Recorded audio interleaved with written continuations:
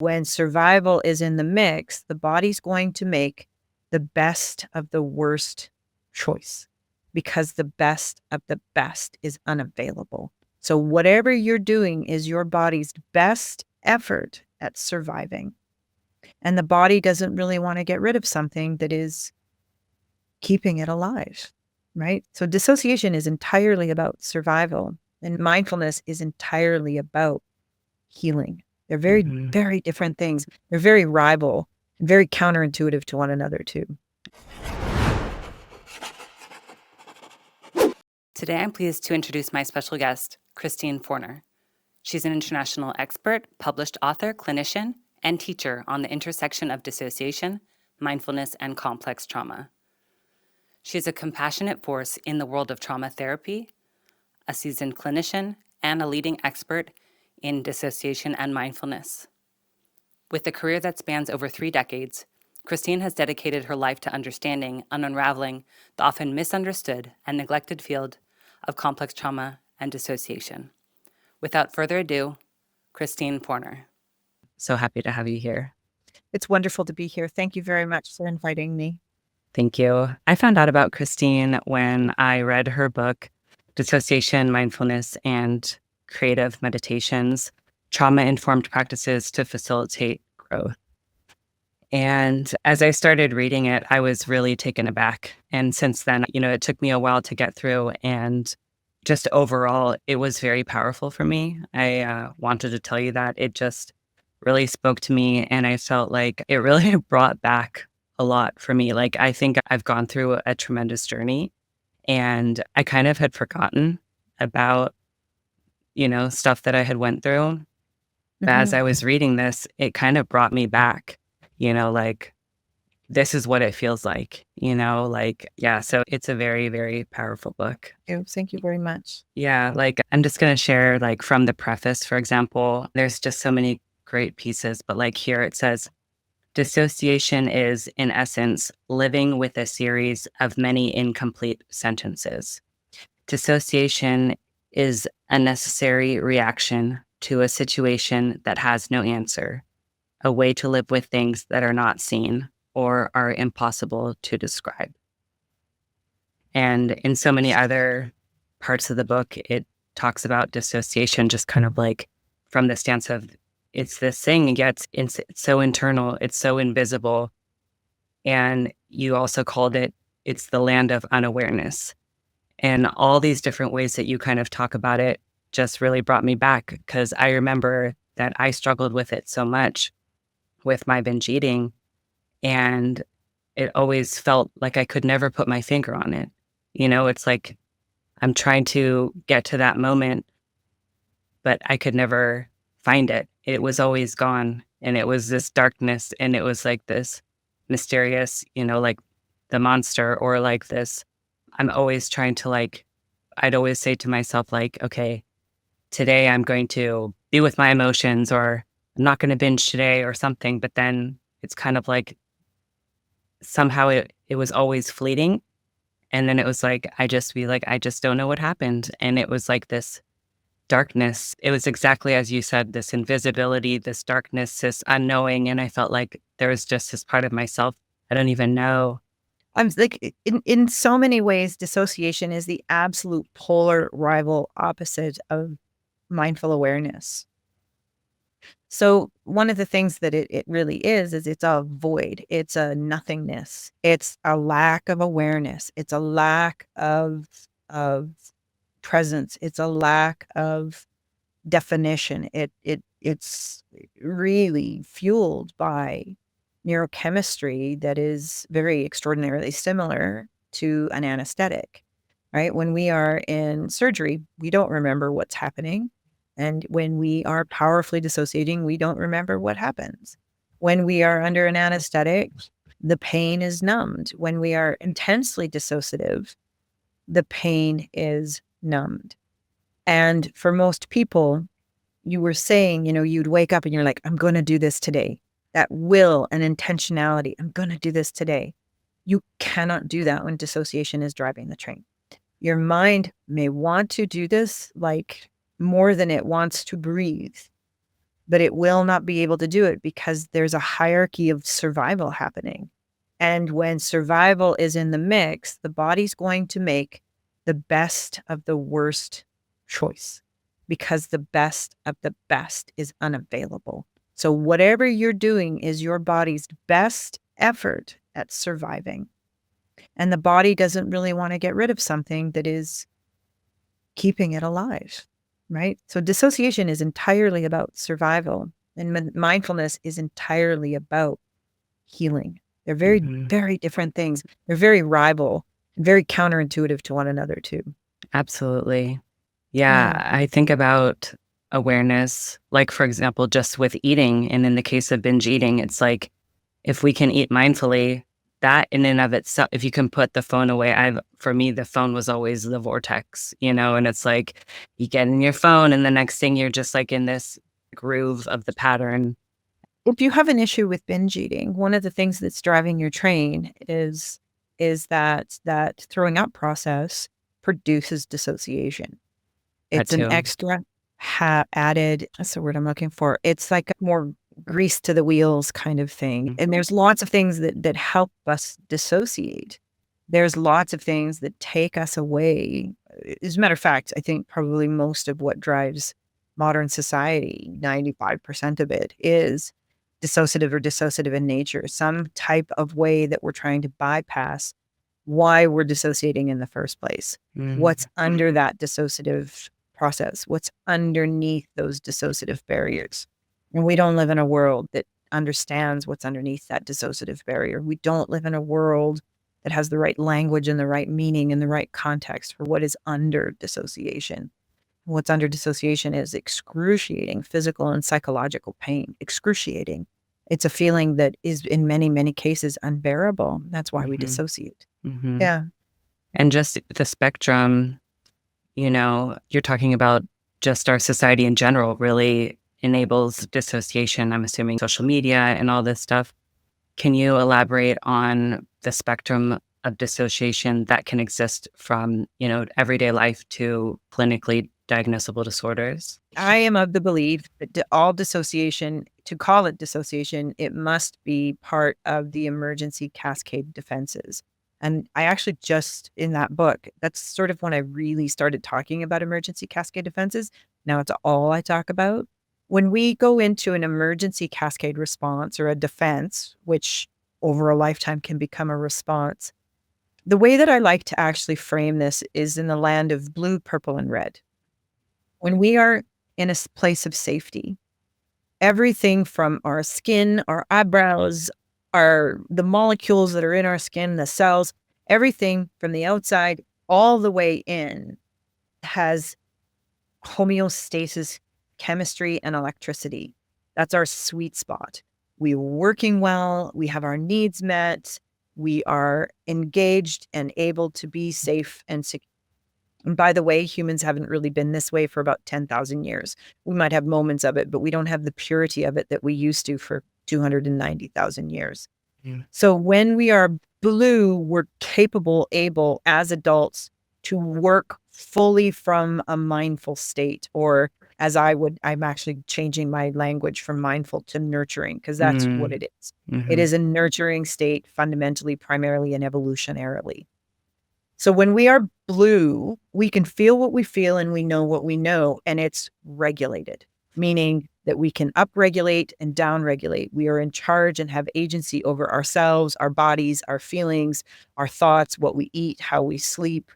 It's kind of really wonderfully boring. And like motivation and discipline is incredibly non-violent. Like you want to get up in your day and it's easy to get up.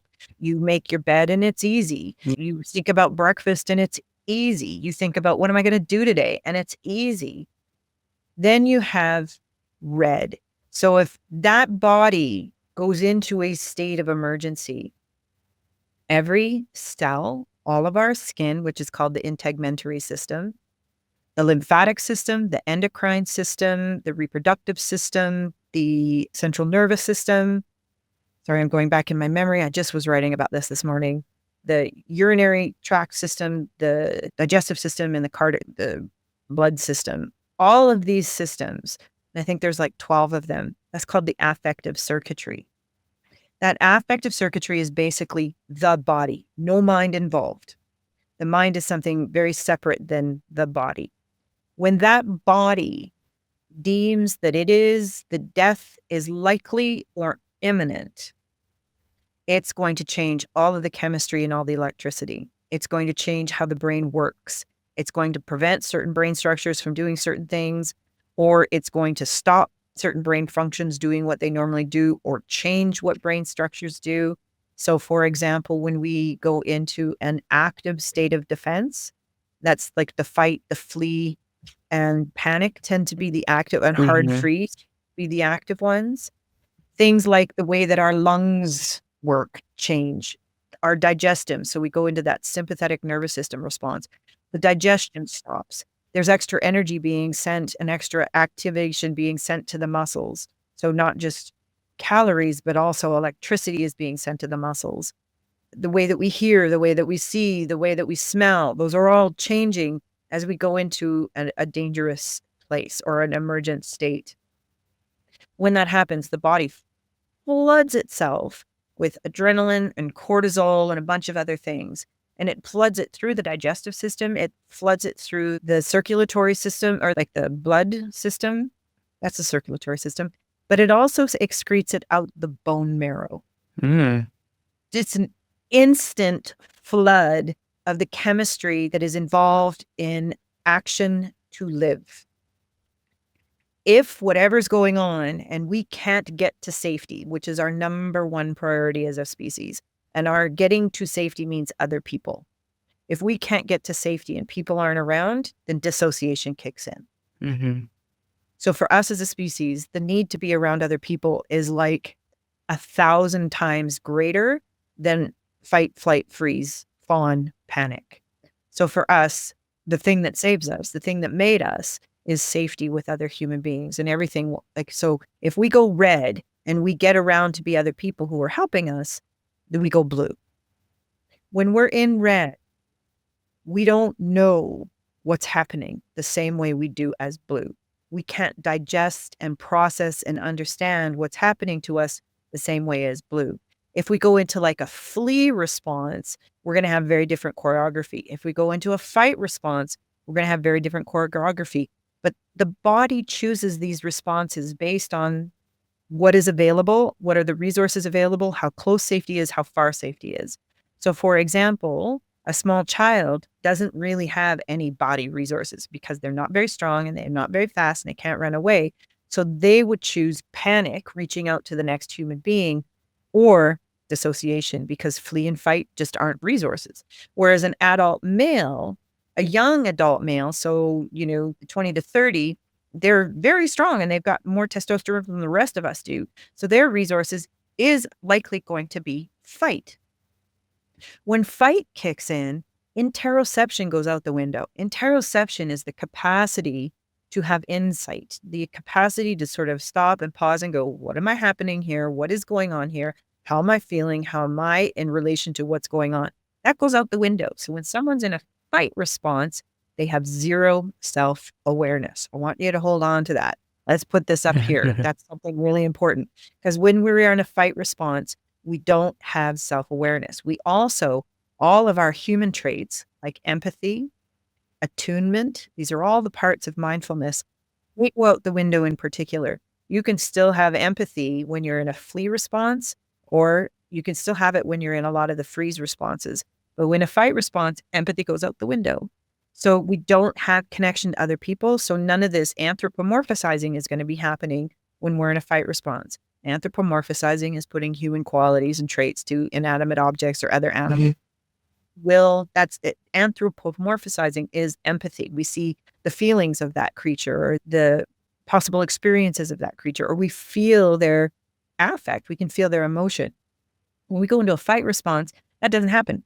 Empathy gets cut off. And it's kind of important when you're actually fighting a tiger to not have awareness that you're fighting a tiger. It's important to not realize how outmatched and outwitted you are. When you're in a fight response and you have the capacity to fight, you're going to give everything that you can. And that is very exclusive, typically for adult males. It's also why we really DSD more than we study dissociation. So if those work, you're successful, great, woo, everybody's happy, and you could go back to being, you can go sort of make your way back to blue. The inactive responses is the body saying, okay, we either have no resources or the next thing that's going to happen is death. That's dissociation in my understanding of dissociation. When that comes, something has to be more powerful than the bullet train of active defenses. So, for example, the sympathetic nervous system that is driven with the HPA system that gets retarded or stopped or halted by dissociation. So your muscular tonicity can be very, very tight or fast or active moving when you're in an active defense. But when you go into an inactive defense, it's really active on the inside, but very passive on the outside. You can't move. And when we go into a dissociative response versus an active defense, when we're in an active defense, the front brain slows down or turns, it doesn't really work. It doesn't process. There's still electricity and there's still blood flow coming to it, but it's not processing data. The back brain is processing the data. So we feel like we are scared and we bolt. Mm-hmm. When we go into a dissociative response, the opposite happens. The front brain becomes active and the back brain feeling becomes inactive. We don't really feel what we feel. And what we know is based on bits and pieces of information, not the whole story. Because one of the things that happens is that all the data that comes from our affective circuitry, the part that is basically our feelings, that gets cut off by the insula. And the front brain's like, hey, where'd everybody go? And it starts to think. So you can think a lot while you're dissociating, but you're not necessarily feeling. This has been called many things throughout. It's been called alexithymia, and it's been called, it gets clumped into autism, it gets clumped into ADHD, it gets clumped into a lot of things. But dissociation is really the thing that drives it, so that we cannot, the pieces of what we feel isn't being processed properly. So we don't know. The other thing that happens is the thalamus will scatter data. So the thalamus is designed to put sense perceptions together so that what we see, feel, hear, and sound all comes together in a singular narrative. But when we go into a dissociative response, that can get scattered. So we can hear something or see something and it's not connected to other bits of sensory data. And this is likely the source of what is called auditory or visual hallucinations. That often gets called schizophrenia. It might get called bipolar. It can get called a lot of things, but it really is a trauma response. So when we dissociate, you can't necessarily feel the pain that you are in, and you're not really putting the pieces together of what's happening, because the body's like, oh, the next thing that's going to happen is we're going to die. So let's anesthetize us, let's freeze us, hoping that somebody comes along and saves us, or the animal that has us drops us. Now, when I talk about cascade emergency responses, I'm talking about physiological structures that are like 5 million years old. If we look at this like pounds, that's a 500 million pound device, like mechanism that we have inside of us. And us as a species, we are the only species that I know of, that we know of, that has the capacity to prevent this from happening. Other animals can go in and out of cascade defenses relatively easy. They're designed to go in and out of it relatively easy. We are only designed to deal with it when it comes to predation or natural defenses. We are not supposed to be causing each other's trauma responses.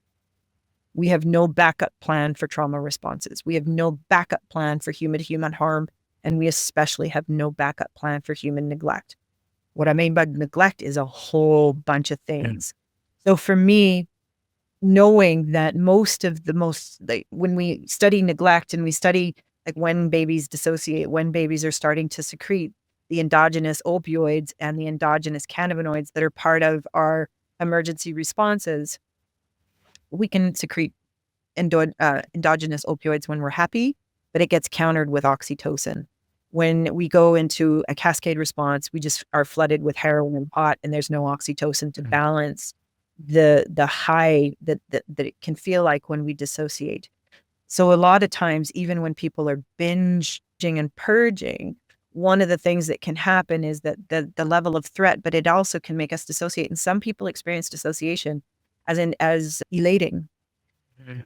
When I was first doing my research for the study that I did that came from this book, the only way that the mindful world can interpret dissociation at the time was they were actually describing full-on dissociation and describing it as something wonderful, that people were lifting out of themselves and reaching this place of euphoric enlightenment. And it's like, your body is suffering.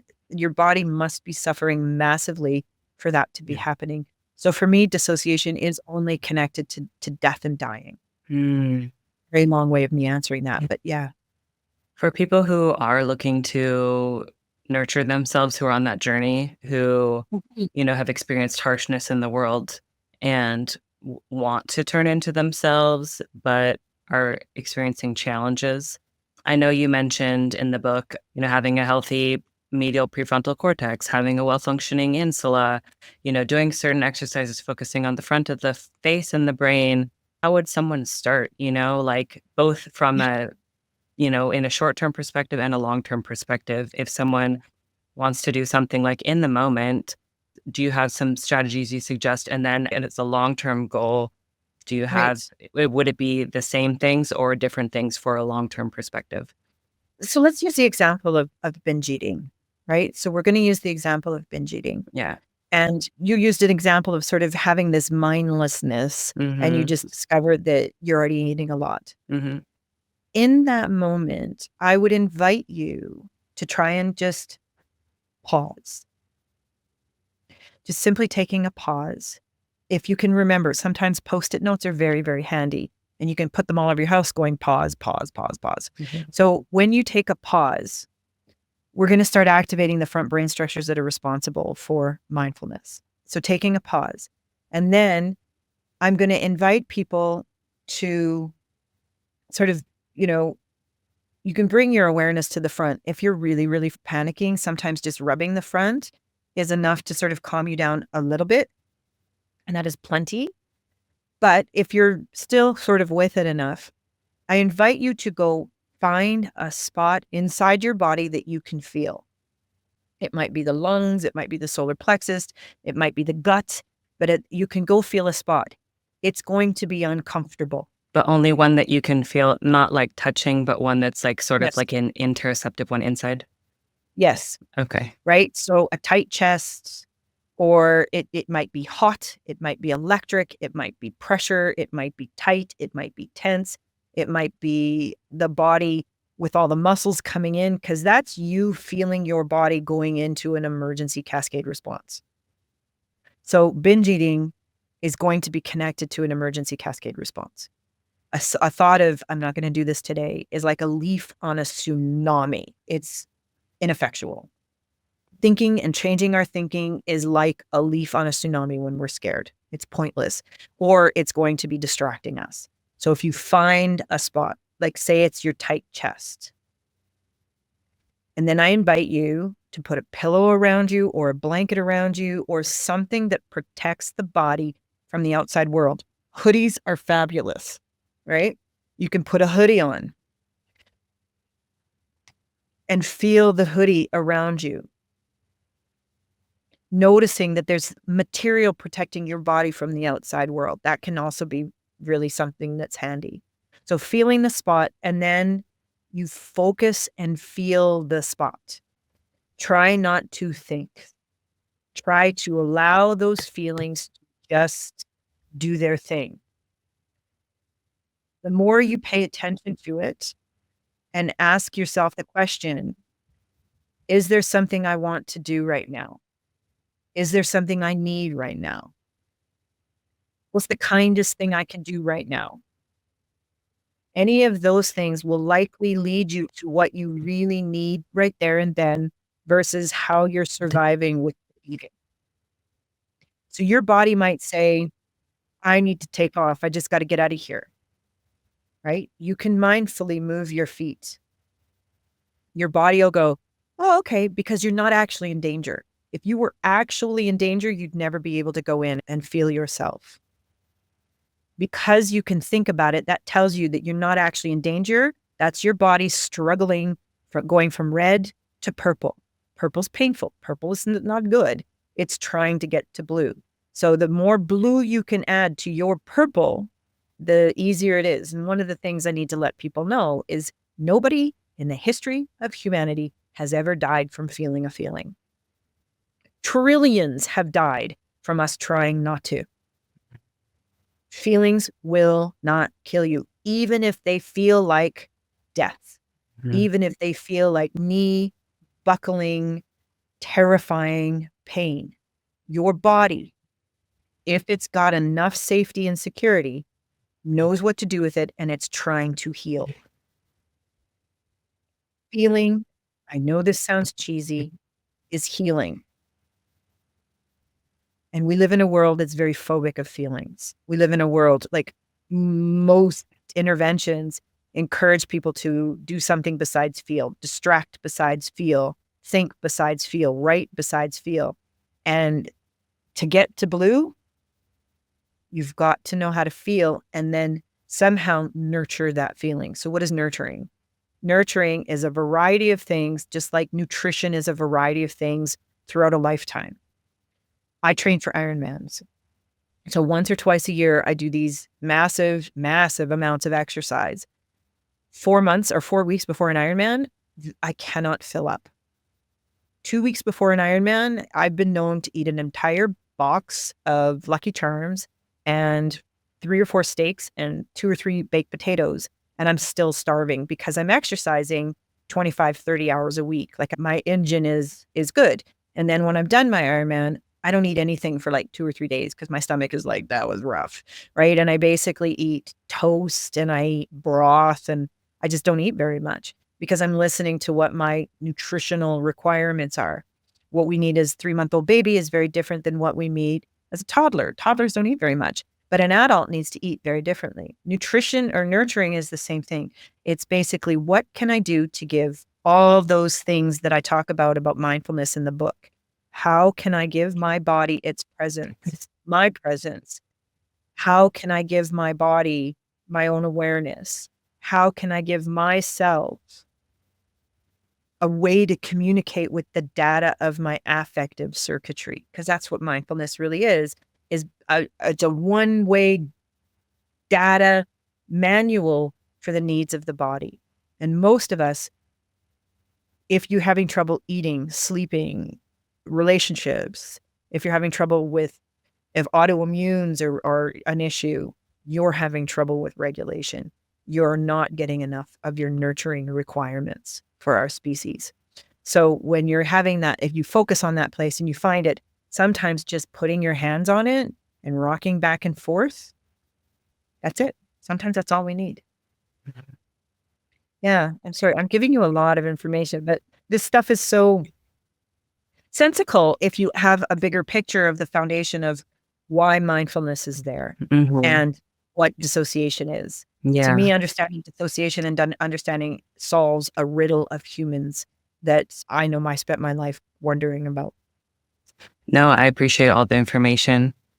So a question I have is, for example, the exercise that you were just explaining in the instance of someone who's, about to potentially engage in a binge eating episode. Sure. And it sounds, like a potentially an informal mindfulness exercise. And then you also have in your book what are formal mindfulness exercises where you sit down, you do a designated practice. And I've taken like a lot of different mindfulness certifications and, done a lot of research on this, and especially as it regards to best practices to help with recovery for binge eating. And so I've really been interested in informal versus formal mindfulness practice. And I'm curious, what is your opinion on that for dissociation? When a human body is dissociating, it's not knowing and not feeling as a survival mechanism. If we've been doing this much or long, a lot of our life, this is going to be our comfort zone, not the purple, because the purple is where we start to feel. The blue is foreign. Right. Mindfulness is foreign. I'm actually really starting to exchange the language of mindfulness, even formal mindfulness-based practices.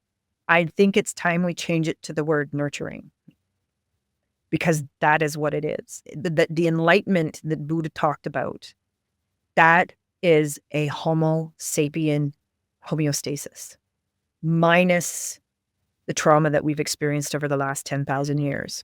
Right. So when Buddha was discovering this enlightenment, and he was discovering regulation, but it was also an incredibly misogynistic time. And it never would have occurred to them that deep, true mindfulness is the language of the Homo sapien mother.